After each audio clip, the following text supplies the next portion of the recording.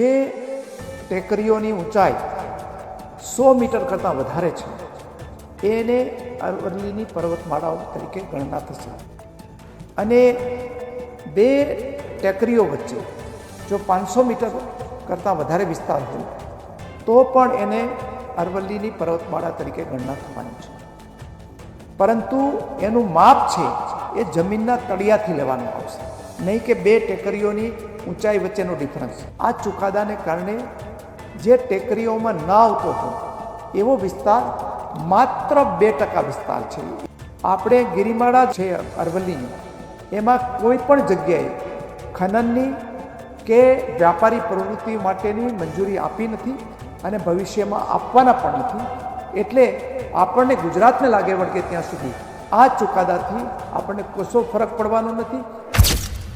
અરવલ્લીની પર્વતમાળાઓ જે દેશમાં એક ગ્રીન વોલ તરીકેનું કામ કરે છે, પર્વતમાળાનો વિસ્તાર છે એ 4 રાજ્યોમાંથી પસાર થાય છે. એમાં ગુજરાત, રાજસ્થાન, દિલ્હી અને હરિયાણાનો સમાવેશ થાય છે અને આ કુલ વિસ્તાર છે 1,47,000 કિલોમીટરનો છે અને એની જાળવણી થવી અત્યંત જરૂરી છે.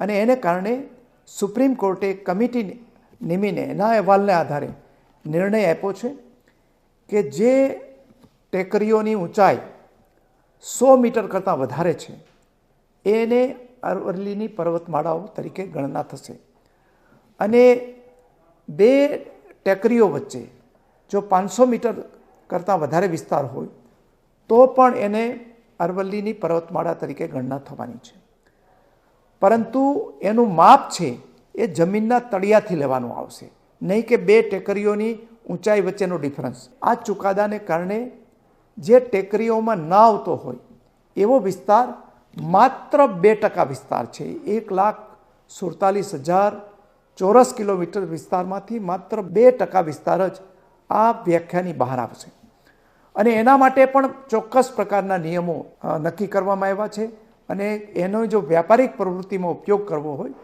તો એમાં પણ કેટલી મંજૂરીઓ પછી નિર્ણય કરવામાં આવશે.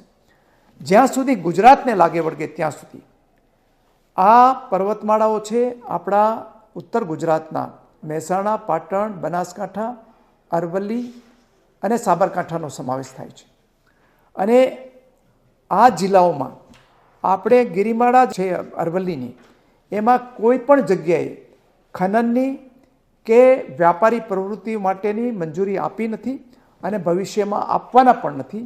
એટલે આપણને ગુજરાતને લાગે વળગે ત્યાં સુધી આ ચુકાદાથી આપણને કશો ફરક પડવાનો નથી. પહેલાં પણ આપણે આખી ગિરિમાળાને પર્વત તરીકે અને અરવલ્લી હિલ તરીકે માન્યતા આપેલી છે અને અત્યારે પણ આપણે એ માન્યતા ચાલુ રહેવાની છે. એટલે આ બાબતે જો કોઈ પ્રચાર થતો હોય તો એ પ્રચારમાં ના આવવા માટે મારી વિનંતી છે.